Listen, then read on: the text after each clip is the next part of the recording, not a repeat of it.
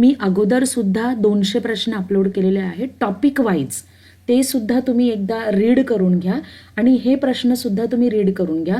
असे तुमच्यासाठी मी 400 क्वेश्चनचा डेटा जो आहे तो आपल्या चॅनेलवर अपलोड केलेला आहे. ओके, टेलिग्राम चॅनेलची जी काही लिंक आहे ती आपल्या डिस्क्रिप्शन बॉक्समध्ये मी नेहमी टाकत असते.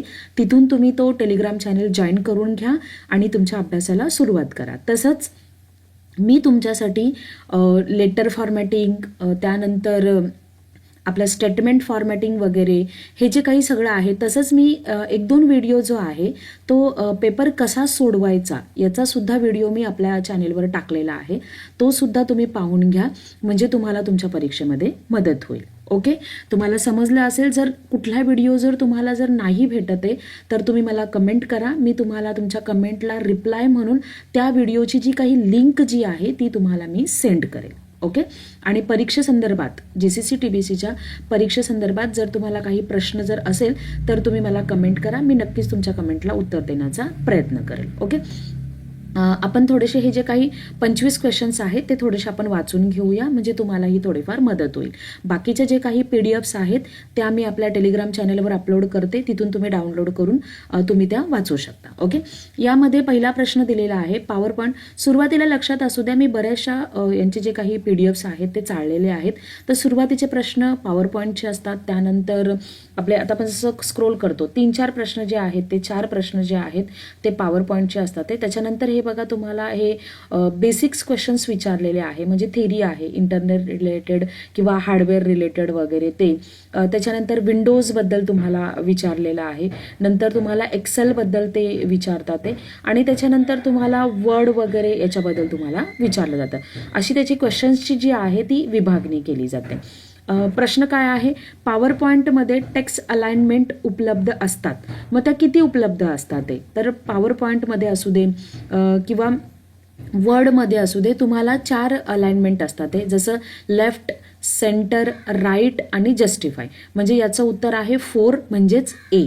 ओके, पॉवर पॉईंटमध्ये शेप हा ऑप्शन कुठल्या टॅबमध्ये असतो, तर शेप हा ऑप्शन कुठे असतो, इन्सर्टमध्ये, म्हणजे याचं उत्तर आहे C. ओके, पॉवर पॉईंटमधील डॅश डॅश ग्रुपमध्ये पॉवर पॉईंटमध्ये डॅश डॅश ग्रुपमध्ये रिसेट कमांड उपलब्ध आहे. तर कुठे ती रिसेंट कमांड जी आहे ती उपलब्ध आहे, तर स्लाइड्स या ऑप्शनमध्ये ती कमांड उपलब्ध असते, म्हणजे याचं उत्तर आहे A. Okay, MS power point हे मायक्रोसॉफ्ट ऑफिस फोल्डरच्या अंतर्गत येते, तर बरोबर आहे, ते त्याच्याच आतमध्ये येतं. ओके, पॉवर पॉईंटमध्ये बुलेट्स ऑप्शन डॅश डॅश ग्रुपमध्ये उपलब्ध असतो. कुठे उपलब्ध असतो तो, तर पॅरेग्राफमध्ये, म्हणजे याचं उत्तर आहे C. ओके, 1024 किलोबाईट्स म्हणजे किती, तर याचं उत्तर आहे 1 मेगाबाईट. हे नेहमी येतं, त्याच्यामुळे लक्षात ठेवा. BCC म्हणजे बँक कार्बन कॉपी, तर याचं उत्तर आहे चूक. BCC म्हणजे ब्लँक कार्बन कॉपी, तर याचं उत्तर आहे चूक. BCC म्हणजे कार्बन कॉपी वगैरे ते होत नाहीये. ओके, म्हणजे ब्लँक होत नाहीये. विंडोज 7मध्ये F5 कीज हेल्प दाखवण्यासाठी वापरतात ते, तर याचं उत्तर आहे चूक, नाही. ओके, TIFF याचा फुल फॉर्म काय आहे, तर TIFF म्हणजे tag image file format. Okay, A उत्तर आहे. डॅश डॅश यांना पर्सनल कम्प्युटर असेही म्हणतात. कोणाला म्हणतात पर्सनल कम्प्युटर, जे मायक्रो कम्प्युटर्स असतात, म्हणजे D उत्तर आहे. मायक्रो कम्प्युटर्स असतात ते त्यांना पर्सनल कम्प्युटर असं म्हटलं जातं. डॅश डॅश हे MS एक्सेलचे एक्सटेन्शन आहे. कोणते MS एक्सेलचे एक्सटेन्शन आहे, तर B उत्तर आहे त्याचं .XLSX हे त्याचं एक्सटेन्शन आहे. MS एक्सेल हे डॅश डॅश टाईपचे ॲप्लिकेशन आहे. कोणते ॲप्लिकेशन आहे, स्प्रेडशीट आहे ती. ओके, MS एक्सेल हे ऑपरेटिंग सिस्टम सॉफ्टवेअर आहे, तर याचं उत्तर आहे चूक. हे ऑपरेटिंग सिस्टम नाही, ॲप्लिकेशन सॉफ्टवेअर आहे. न्यू ऑप्शन हा डॅश डॅश या मेनूमध्ये अवेलेबल असतो. तो कुठे असतो, न्यू हा ऑप्शन आपल्या फाईल मेनूमध्ये असतो. मग भले तुम्ही वर्ड घ्या, एक्सेल घ्या किंवा पॉवर पॉईंट घ्या. यापैकी कोणता डोमेन कोड नाही आहे, तर आपला जो .jpg आहे ते एक्सटेन्शन आहे इमेज फाईलचं, ते डोमेन कोड नाही आहे. डोमेन कोड म्हणजे काय, .org, .com, .education वगैरे, .in वगैरे, हे काय आहे, डोमेन कोड आहेत. ओके, कधी कधी प्रश्न पण येतो की तुम्हाला एखादं देणार तुम्हाला, वेबसाईटचं नाव देणार आणि त्याच्यामध्ये विचारणार की याच्यामधला कोणता भाग तुमचा .in हा काय भाग आहे. तर मग तेव्हा तुम्ही सांगू शकता की तो डोमेन कोड आहे.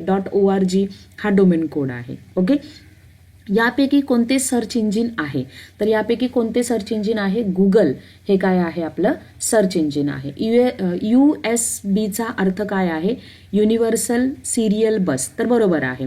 URL हे तर खूपच वेळा येतं, हे मी माझ्या व्हिडिओमध्ये पण अपलोड केलं होतं. URL म्हणजे काय, uniform resource locator. Okay. Speed हे एक कम्प्युटरचे वैशिष्ट्य आहे, तर हा बरोबर आहे त्याचं उत्तर. इन वर्ड डॉक्युमेंट लिस्टमधील टॅब रिमूव्ह करण्यास डॅश डॅश बटनवर क्लिक करावे लागते. कोणत्या बटनवर, क्लिअर बटनवर क्लिक करावे लागते. ओके.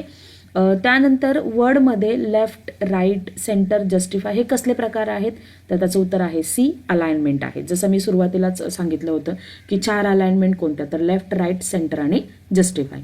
इन्क्रीज इंडेंटचे बटन होम टॅबमधील डॅश डॅश या ग्रुपमध्ये आहे. कोणत्या याच्या ग्रुपमध्ये आहे, तर ते पॅरेग्राफ ग्रुपमध्ये आहे.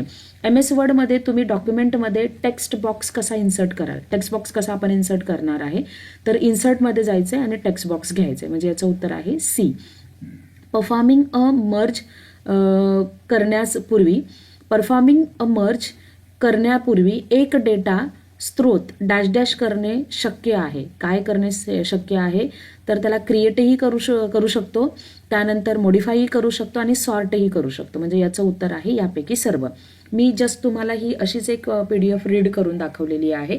अशाच पद्धतीचे मी तुम्हाला 8 PDF आपल्या टेलिग्राम चॅनलवर अपलोड करते. तिथून तुम्ही त्या डाउनलोड करून घ्या आणि तुमचा जो काही मराठीचा जो 30चा जो काही पेपर आहे त्याच्या तुम्ही तयारीला लागू शकता. उद्याच्या व्हिडिओमध्ये मी तुमच्यासाठी एक स्पेशल व्हिडिओ घेऊन येणार आहे, कारण बऱ्याचशा मुलांचे मला कमेंट आलेले आहेत की माझ्या पॅरेग्राफमध्ये 1 लाईन राहिलेली आहे, 2 लाईन राहिलेली आहे, माझा एवढा पॅरेग्राफ झाला वगैरे. हे असे काही जे तुमचे परीक्षेसंदर्भातले प्रश्न आहेत त्याच्याशी रिलेटेड मी एक व्हिडिओ तुमच्यासाठी अपलोड करणार आहे. तो पाहायला विसरू नका, म्हणजे परीक्षेमध्ये जर समजा जर तुमचे किती शब्द